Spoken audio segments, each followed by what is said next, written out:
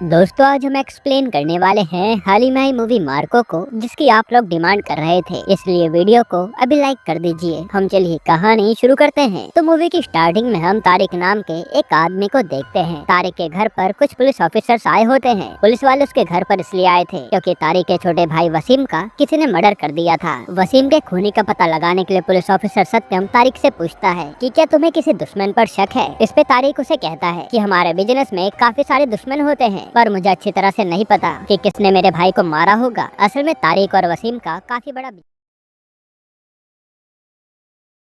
था और शायद से वसीम के दुश्मन ने उसकी जायदाद पर कब्जा करने के लिए उसे मार दिया था। तब पूछताछ करने के बाद सत्यम वहाँ से चला जाता है। सभी लोग वसीम के मरने का शोक मना रहे होते हैं। तभी हम तारिक के घर पर रसेल को देखते हैं। रसेल काफी सालों से तारिक और वसीम को जानता था। रसेल भी वसीम की फोटो पर फूल चढ़ाने आया होता है और इतने में वहाँ वसीम का दोस्त विक्टर आ जाता है, जो कि बचपन से ही देख नहीं सकता था। लेकिन जब वसीम को मारा गया था तब विक्टर भी उसी के साथ था। विक्टर को उस आदमी की स्मेल अच्छे से याद होती है जिसने वसीम को मारा था। साथ ही विक्टर उस खूनी की कार को भी अच्छे से जानता था। तब विक्टर को रसेल के शरीर से वही स्मेल आ रही होती है। इससे विक्टर समझ जाता है कि जरूर रसेल ने ही वसीम को मारा है। इसलिए विक्टर जल्दी से ये बात सभी को बताने जा रहा होता है, मगर रास्ते में रसेल विक्टर को पकड़ लेता है। रसेल भी जानता था कि विक्टर को उस पर शक हो गया है। इसी वजह से रसेल विक्टर को पकड़कर अपने अड्डे पर ले आता है। फिर वो विक्टर से कहता है कि तुम भले ही अंधे हो, पर इसके बाद भी तुमने मुझे पहचान लिया, लेकिन अब मैं तुम्हें हमेशा के लिए मार दूंगा। इतना कहने के बाद रसेल विक्टर को एसिड के कंटेनर में फेंक देता है। एसिड में गिरने की वजह से विक्टर चीखने चिल्लाने लगता है और धीरे धीरे एसिड के अंदर विक्टर का पूरा शरीर जल जाता है और बेरहमी से विक्टर की मौत हो जाती है। हालांकि जब रसेल ने विक्टर को एसिड में फेंका था तब थोड़ा सा एसिड रसेल के हाथ पर भी गिर गया था, इसलिए एसिड की वजह से रसेल का हाथ भी थोड़ा सा जल जाता है। जिसके बाद हम रसेल के डैड टॉनी को देखते हैं। टॉनी एक बहुत बड़ा गैंगस्टर होता है। जो भी इंसान टॉनी की बात नहीं मानता था उसे टॉनी मौत के घाट उतार देता है। रसेल टॉनी को विक्टर के मरने की बात बता देता है। ये सुनने के बाद टॉनी बहुत ज्यादा घबरा जाता है क्योंकि विक्टर का भाई टॉनी से भी बड़ा आदमी था। टॉनी अपने बेटे से कहता है कि तुम लोग विक्टर की लाश को कहीं फेंक दो और किसी को भी उसकी लाश नहीं मिलनी चाहिए, वरना विक्टर का बड़ा भाई हमें जिंदा नहीं छोड़ेगा। तब टॉनी के कहने पर रसेल और उसका आदमी देवराज विक्टर की लाश को नदी में फेंक देते हैं, लेकिन वो लाश नदी से बहते हुए किनारे पर आ जाती है। अब अगले दिन पुलिस ऑफिसर को नदी के पास विक्टर की लाश पड़ी हुई मिलती है, तो सभी लोग सोच में पड़ जाते हैं कि आखिर विक्टर को किसने मारा होगा। फिर सत्यम विक्टर की गर्लफ्रेंड ईशा से विक्टर के बारे में पूछताछ कर रहा होता है। ईशा उसे बताते कि विक्टर मुझे बहुत प्यार करता था और किसी ने जानबूझकर विक्टर को मारा है। यहाँ ईशा विक्टर की मौत से काफी ज्यादा दुखी थी और हमें पता चलता है कि ईशा और विक्टर ने साथ में जिंदगी जीने के लिए काफी सारे सपने देखे थे, पर विक्टर की मौत के बाद सारे सपने चूर चूर हो गए। फिर विक्टर की बॉडी को पोस्टमार्टम के लिए भेज दिया जाता है और रिपोर्ट से सबको पता चलता है कि विक्टर को एसिड में जलाकर मारा गया है। इसके बाद कमिश्नर सत्यम से कहते हैं कि वसीम और विक्टर का केस एक दूसरे से जुड़ा हुआ है, पर जिसने भी विक्टर को मारा है वो जिंदा नहीं बच पाएगा क्योंकि विक्टर के दो बड़े भाई हैं, जॉर्ज और मार्को। जॉर्ज विक्टर का बड़ा भाई है और मार्को को जॉर्ज के पापा ने अडॉप्ट किया था। मार्को तो एक दरिंदा है, वो अपने भाई का बदला जरूर लेने आएगा। जिसके बाद हम जॉर्ज को देखते हैं जो अपने भाई की मौत पर मन ही मन रो रहा होता है। साथ ही जॉर्ज की छोटी बहन नैन्सी भी अंदर से बहुत दुखी होती है। इतने में जॉर्ज अपने आदमियों से कहता है कि मार्को कुछ काम से बाहर गया है, इसलिए तुम लोग मार्को को विक्टर के बारे में कुछ मत बताना। और जॉर्ज ने ये सब इसलिए कहा था क्योंकि वो मार्को को इस खून खराबे से दूर रखना चाहता है, वरना वो कोहराम ला सकता है। दूसरी तरफ जॉर्ज के बच्चे आपस में बातें कर रहे होते हैं कि जब भी हमारे परिवार पर मुसीबत आई है तब मार्को अंकल ने ही हमारी मदद की है। खैर अब पास्ट में हमें मार्को के बारे में दिखाया जाता है। एक दिन जॉर्ज अपने घर में बैठा होता है, तभी उसे जॉनी नाम के एक गुंडे का कॉल आता है। जॉनी उसे कहता है कि मैंने तुम्हारे भाई को किडनैप कर लिया है, अगर तुमने मुझे 4 किलो सोना नहीं दिया तो मैं उसे हमेशा के लिए मार दूंगा। जॉनी की धमकी सुनने के बाद जॉर्ज काफी घबरा जाता है और वो पूरे घर में अपने भाई विक्टर को ढूंढने लगता है। तभी उसे घर में विक्टर दिखता है और उसे देखने के बाद जॉर्ज को चैन की सांस आती है। हालांकि यह जॉर्ज समझ जाता है कि जॉनी ने गलती से विक्टर की जगह मार्को को किडनैप कर लिया है और अब मार्को जॉनी को कुत्ते की मौत मारने वाला था। फिर जॉनी अपने गुंडों के साथ मार्को के पास आता है तो मार्को जॉनी से कहता है कि तूने गलत आदमी से पंगा ले लिया। ये कहने के बाद मार्को जॉनी के सभी आदमियों को दौड़ा दौड़ा कर मारने लगता है और फिर वो धीरे धीरे सारे लोगों को मार डालता है। फिर आखिर में वो जॉनी को भी भगवान के पास पहुंचा देता है। जिसके बाद अगले दिन जॉर्ज के घर पर उसकी बहन नैन्सी आती है। वहाँ नैन्सी जॉर्ज से कहती है कि हम तीनों भाई बहन को जायदाद बांट लेनी चाहिए। इस पे जॉर्ज कहता है कि मार्को भी तो हमारा भाई है, इसलिए जायदाद के 4 हिस्से होंगे। ये सुनकर नैन्सी को गुस्सा आ जाता है और वो कहती है कि मार्को को तो पापा सड़क से उठाकर लाए थे, उसका हमारी जायदाद में क्या हिस्सा होगा। तब जॉर्ज उसे कहता है कि पापा मार्को को बड़े प्यार से हमारे घर लाए थे, इसलिए मार्को भी हमारी जायदाद का बराबरी का हिस्सेदार होगा। इतने में विक्टर भी वहाँ आ जाता है। विक्टर नैन्सी से कहता है कि दीदी आप बस जायदाद के लिए यहाँ आई हो, पर मुझे तो जायदाद से ज्यादा मार्को पसंद है। विक्टर की बात सुनकर जॉर्ज को भी काफी अच्छा लगता है। अब विक्टर मार्को के पास आता है जहाँ मार्को अकेले में स्मोकिंग कर रहा था, पर उसी समय जॉर्ज भी मार्को के पास आ जाता है। जॉर्ज मार्को को स्मोकिंग करते हुए देख लेता है और यह जॉर्ज को किसी का भी स्मोकिंग करना पसंद नहीं था, इसलिए वो मार्को पर काफी गुस्सा भी होता है। लेकिन मार्को अपने बड़े भाई को एक भी उल्टा जवाब नहीं देता और यहाँ हम समझ पाते हैं कि इन भाइयों में आपस में काफी ज्यादा प्यार है। अब मूवी प्रेजेंट में आती है जहाँ सभी लोग विक्टर के फ्यूनरल पर शोक मनाने आए थे। जॉर्ज भी अपने भाई की आत्मा की शांति के लिए भगवान से प्रार्थना कर रहा होता है। तभी वह मार्को आ जाता है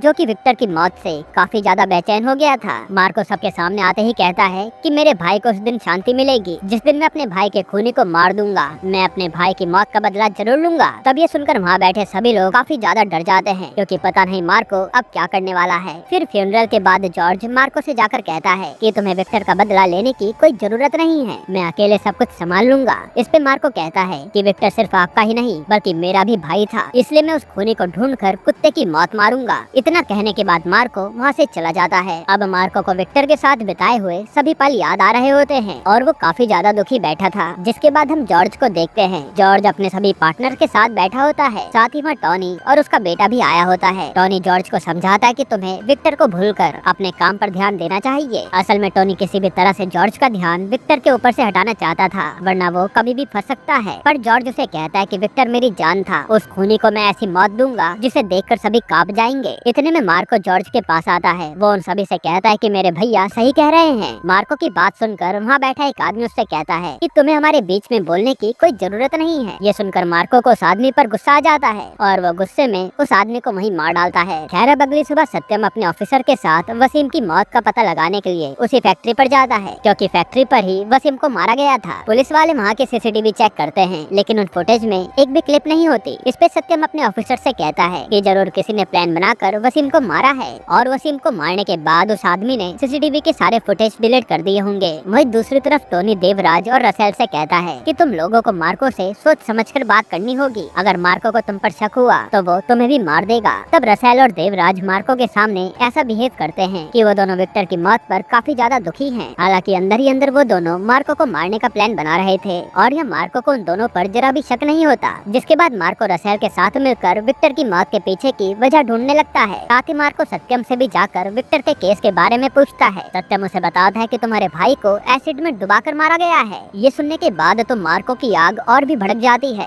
कि मेरा भाई कितना ज्यादा तड़पा होगा। दूसरी तरफ टोनी तारिक से कहता है कि मार्को तुमसे भी आकर सवाल पूछ सकता है, इसलिए तुम सोच समझकर उससे बात करना। तब तारिक टोनी के कहने पर मार्को से संभलकर बात करता है। साथ ही तारिक मार्को से झूठ कहता है कि मैं नहीं जानता कि विक्टर को किसने मारा है, शायद से विक्टर की मौत एक एक्सीडेंट होगी। इस पे मार्को कहता है कि विक्टर की मौत एक्सीडेंट नहीं है, विक्टर को किसी ने जानबूझकर मारा है। इसके बाद मार्को अपने एक दुश्मन मंसूर से मिलने जाता है और यहाँ मार्को को उसी पर शक था कि कहीं उसने विक्टर को तो नहीं मारा। वहाँ मंसूर मार्को से कहता है कि अगर तुमने मुझे फाइट में हरा दिया तो मैं तुम्हें विक्टर के खूनी के बारे में बता दूंगा। तो मार्को उसकी फाइट का चैलेंज एक्सेप्ट कर लेता है। इसके बाद इन दोनों की लड़ाई शुरू हो जाती है। तो शुरुआत में मार्को मंसूर को बहुत मारता है, लेकिन तभी मंसूर के आदमी मार्को पर हमला कर देते हैं। पर मार्को मंसूर के आदमियों को भी मारने के बाद आखिर में मंसूर को भी मारने वाला होता है। इतने में मंसूर मार्को से कहता है कि तुम्हारे भाई को किसी बाहर के गैंग ने मारा है, उस गैंग के लीडर की मूछ दाढ़ी नहीं है। साथ ही हमें पता चलता है कि मंसूर ने रसेल के कहने पर मार्को से झूठ कहा था। असल में रसेल को पहले से पता था कि मार्को मंसूर के पास जरूर आएगा,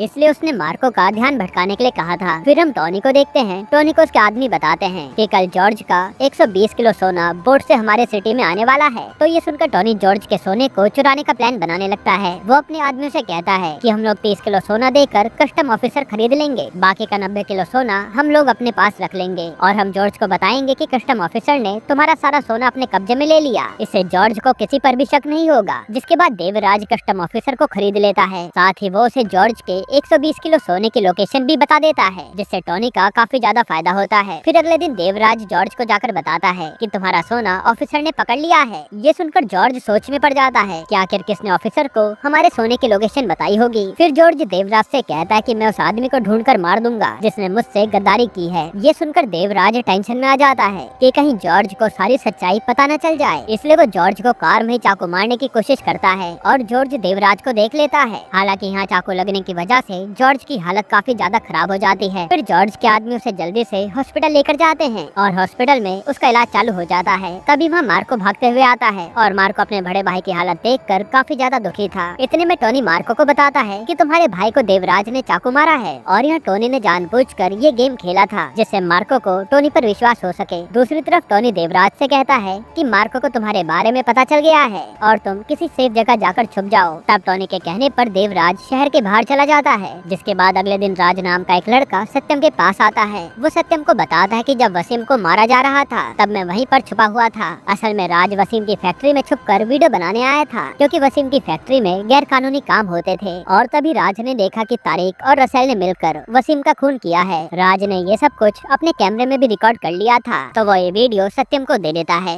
फिर सत्यम वो रिकॉर्डिंग कमिश्नर को जाकर दिखा देता है पर वो कमिश्नर टोनी से मिला हुआ था। वो टोनी को तुरंत ये बात बताता है। टोनी ये जानने के बाद सीधा सत्यम के पास आता है और उसे जान से मार डालता है। साथ ही वो राज को भी ठिकाने लगवा देता है। फिर हम मार्को को देखते हैं। मार्को अपने कमरे में शांत बैठा होता है। इतने में वहाँ पर मार्को की गर्लफ्रेंड मारिया आती है। मारिया उसे कहते कि तुम मुझे कभी भी टाइम नहीं देते, मुझे नहीं लगता कि हम दोनों एक दूसरे के लिए बने हैं। इतना कहने के बाद मारिया मार्को को उसकी रिंग वापस दे देती है और वहाँ से चली जाती है। हालांकि तब भी मार्को उसे कुछ कह नहीं पाता। फिर हम जॉर्ज को देखते हैं। जॉर्ज का आदमी उसे वो वीडियो लाकर दिखाता है जिसमें रसेल और तारिक वसीम को मार रहे थे। हमें पता चलता है कि असल में सत्यम को कमिश्नर पर शक हो गया था, इसलिए उसने मरने से पहले जॉर्ज के एक आदमी को वो वीडियो दे दी थी। तब जॉर्ज ये सब देखकर समझ जाता है कि रसेल ने वसीम और विक्टर को मारा है क्योंकि जॉर्ज ने रसेल के हाथ पर एसिड के निशान देखे थे। जिसके बाद जॉर्ज जल्दी से मार्को को कॉल करता है पर उस समय मार्को रसेल के साथ कहीं जा रहा था और कॉल पर जॉर्ज मार्को को सारी बात बता देता है। लेकिन जब तक मार्को रसेल को कुछ कर पाता उससे पहले रसेल के आदमी मार्को और उसके दोस्त अनवर को बांध देते हैं। फिर रसेल उसे कहता है कि आखिरकार तुम्हें सारी सच्चाई पता चल ही गई, मगर मैं तुम्हें बदला लेने के लिए जिंदा नहीं छोड़ूंगा। फिर रसेल मार्को के सामने बड़ी बेरहमी से अनवर का एक हाथ काट देता है और अनवर जोर जोर से चिल्लाने लगता है। अपने दोस्त को तड़पते हुए देखकर मार्को को और भी ज्यादा गुस्सा आ जाता है। फिर जब रसेल मार्को को मारने वाला होता है तब मार्को किसी तरह से रसेल और उसके आदमियों को मारना शुरू करता है और फिर वो एक एक करके रसेल के सभी आदमियों को मार देता है। फिर वो रसेल को भी बुरी तरह से तड़पाता है। इसके बाद मार्को अनवर को ले जाकर कार में बैठा देता है। उसे कार में बैठाने के बाद मार्को गुस्से में रसेल को मारने जाता है पर तभी टोनी मार्को को कॉल करके कहता है कि अगर तुमने मेरे बेटे को मारा तो मैं विक्टर की गर्लफ्रेंड को मार दूंगा और उसके पेट में तुम्हारे भाई का बच्चा है। ये सुनने के बाद मार्को रसेल को कुछ नहीं कहता। दूसरी तरफ जॉर्ज मार्को से कहता है कि टोनी को जो भी चाहिए मैं उसे देने को तैयार हूँ। मैं किसी भी तरह से अपने खानदान के वारिस को बचा कर रहूंगा। हालांकि मार्को जानता था कि टोनी इतनी आसानी से ईशा को नहीं छोड़ेगा, इसलिए मार्को सबसे पहले देवराज को ढूंढता है और वो देवराज को पकड़कर उसे एक बड़े से कंटेनर में बांध देता है। फिर वो देवराज से कहता है कि ये कंटेनर 10 मिनट में ब्लास्ट होने वाला है और अगर तुमने मुझे ईशा का पता नहीं बताया तो तुम्हें मरने से कोई बचा नहीं पाएगा। इतना कहने के बाद मार्को कंटेनर के बाहर आ जाता है। फिर थोड़ी देर में देवराज डर के मारे मार्को को ईशा के बारे में बता देता है कि टोनी ने ईशा को अपने फार्म हाउस में छुपा कर रखा है। ये सुनने के बाद मार्को जल्दी से टोनी के फार्म हाउस पर जाने लगता है और थोड़े टाइम बाद वो कंटेनर ब्लास्ट हो जाता है जिससे देवराज की वहीं मौत हो जाती है। इसके बाद फार्म हाउस पर मार्को टोनी के सभी गुंडों को बहुत मारता है और गुंडों के मरने के बाद जब मार्को ईशा के पास आता है तब वहाँ मार्को को ईशा के बदले कोई और लड़की बैठी हुई दिखती है। इतने में टोनी मार्को के पास आकर कहता है कि तुम्हें क्या लगा मैं ईशा को यहाँ छुपा कर रखूंगा, ईशा मेरे बेटे के कब्जे में है। फिर टोनी ईशा के बदले में मार्को से काफी सारे पैसे मांगता है। इसके बाद अगली सुबह मार्को एक बैग लेकर रसेल के पास जाता है। तब रसेल को लगता है कि उस बैग में पैसे होंगे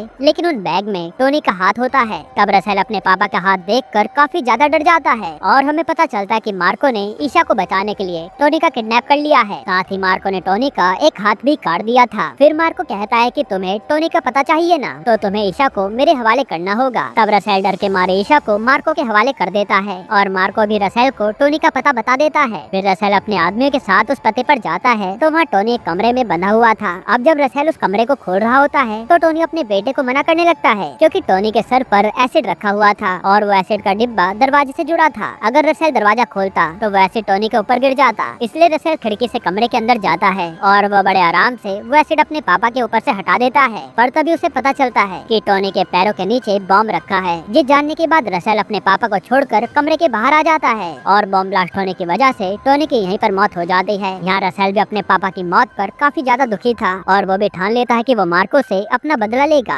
दूसरी तरफ जॉर्ज मार्को से कहता है कि हमें ईशा का ध्यान रखना होगा। साथ ही जॉर्ज घर पर मारिया को भी बुलाता है। वो मारिया और मार्को की वापस से सुलह करा देता है और ये दोनों फिर से एक साथ हो जाते हैं। लेकिन अभी भी मार्को को अपने परिवार की चिंता सता रही थी, जिसके बाद हम देखते हैं कि जॉर्ज तारिक को भी रस्सी से लटकाकर मार डालता है। अब रसेल अपने भाई साइरस के पास आता है। असल में टोनी ने साइरस को अडॉप्ट किया था। वहाँ रसेल साइरस को टोनी की मौत के बारे में बता देता है, जो जानकर साइरस को बहुत गुस्सा आता है और वो रसेल से कहता है कि मैं मार्को को जिंदा नहीं छोड़ूंगा। फिर घर पर हम मार्को को देखते हैं। काफी समय बाद मार्को और मारिया एक साथ बैठे होते हैं। इतने में ईशा मार्को के पास आती है। वो मार्को को एक गिफ्ट देते हुए कहती है कि विक्टर तुमसे बहुत प्यार करता था और विक्टर ने मुझे ये गिफ्ट तुम्हें देने के लिए कहा था, जो देखकर मार्को इमोशनल हो जाता है। इधर साइरस रसेल से मार्को के पूरे परिवार के बारे में पूछता है और यहाँ वो मार्को के परिवार पर हमला करने का प्लान बना रहा था। दूसरी तरफ ईशा के पेट में काफी ज्यादा दर्द होने लगता है, इसलिए जॉर्ज जल्दी से डॉक्टर को घर पर बुलाता है, क्योंकि घर के बाहर जाने पर ईशा की जान को खतरा हो सकता है। तब डॉक्टर उनसे कहता है कि हमें जल्दी से ईशा की डिलीवरी करनी होगी। जिसके बाद ईशा की डिलीवरी का ऑपरेशन शुरू हो जाता है। तभी एकदम से घर की लाइट चली जाती है। फिर जॉर्ज मार्को से कहता है कि तुम ईशा और मरिया का ध्यान रखो, मैं लाइट का स्विच ऑन करके आता हूँ। जिसके बाद जॉर्ज स्विच ऑन करने जा रहा होता है, तब उसे घर में रसेल के गुंडे दिखाई देते हैं। तो जॉर्ज उन गुंडों को गोली मारने लगता है और गोली की आवाज सुनकर मार्को भी चौकन्ना हो जाता है। फिर साइरस और रसेल अपने आदमियों के साथ घर पर हमला कर देते हैं और वो लोग घर के सभी लोगों को मारने लगते हैं। वहीं हम देखते हैं कि साइरस ने जॉर्ज को भी मारकर घायल कर दिया है। दूसरी तरफ मार्को भी गुंडों से लड़ रहा होता है, लेकिन साइरस मार्को को भी बहुत मारता है। तब सभी गुंडे एक एक करके घर के सभी औरतों को मार डालते हैं। साथ ही रसेल अपनी आग को बुझाने के लिए घर के छोटे बच्चों को भी बड़ी बेरहमी से मार डालता है। फिर साइरस ईशा के कमरे में जाता है, जहाँ ईशा ने तब तक अपने बच्चे को जन्म दे दिया था। तभी वो ईशा को मारकर उसके बच्चे को अपने हाथ में उठा लेता है और आखिर में वो मार्को के सामने उसके परिवार के सभी लोगों को मार डालता है। हालांकि यहाँ साइरस मार्को को नहीं मारता। वो मार्को से कहता है कि मैं तुम्हें जानबूझकर नहीं मार रहा, क्योंकि मैं तुम्हें अपने परिवार के लिए तड़पते हुए देखना चाहता हूँ, क्योंकि मैं भी अपने बाप के लिए तड़पा हूँ। और फिर साइरस ईशा के बच्चे को अपने साथ लेकर चला जाता है। जिसके बाद मार्कस अपनी आंखों के सामने अपने परिवार की लाश देखकर बहुत रोता है और वो सोच लेता है कि वो अपने परिवार का बदला उन सभी से लेकर रहेगा। साथ ही मार्को ईशा के बच्चे को भी लेकर आएगा। अब मार्को अपने दिल में बदले की आग लेकर उनके अड्डे पर जाता है और वहाँ मार्को रसेल के सभी गुंडों को बहुत मारता है। वहीं हम देखते हैं कि साइरस ने ईशा के बच्चे को एसिड के पास रखा हुआ था। तब मार्को उन सभी गुंडों को जान से मार डालता है और फिर वो सीधा आकर साइरस और रसेल से लड़ने लगता है। इसी दौरान वो रसेल के पेट में एक खंजर मार देता है। फिर लड़ाई के दौरान ही मार्को रसेल को मारकर उसके शरीर से दिल निकाल लेता है, जो कि देखने में काफी ज्यादा खतरनाक सीन था। अब ये देखकर साइरस काफी ज्यादा डर जाता है कि ये मार्को तो हैवान है और वो उस बच्चे को उठा के एसिड में फेंकने वाला होता है। लेकिन इतनी देर में मार्को साइरस का गला काट देता है, जिसके बाद आखिर में मार्को का बदला पूरा होता है। हालांकि मार्को ने यहाँ अपना पूरा परिवार खो दिया था। तब मार्को उस बच्चे को लेकर अपने साथ चला जाता है। इसके बाद हम देखते हैं कि मार्को को अपने परिवार की बहुत याद आ रही होती है, पर उस बच्चे के अलावा मार्को के पास कोई था नहीं, इसलिए वो उसे अपने बच्चे की तरह पालने लगता है। यहीं पर ये मूवी खत्म होती है। दोस्तों, आपको ये मूवी कैसी लगी हमें कमेंट में जरूर बताइएगा। और इसके अलावा अगर आप UI मूवी का एक्सप्लेनेशन चाहते हैं तो हमें कमेंट में बताइएगा, हम जल्दी उस मूवी को एक्सप्लेन कर देंगे। बाकी अगर आपको हाल ही में आई एक कमाल की मूवी देखनी है तो आप ये वीडियो देख लीजिए।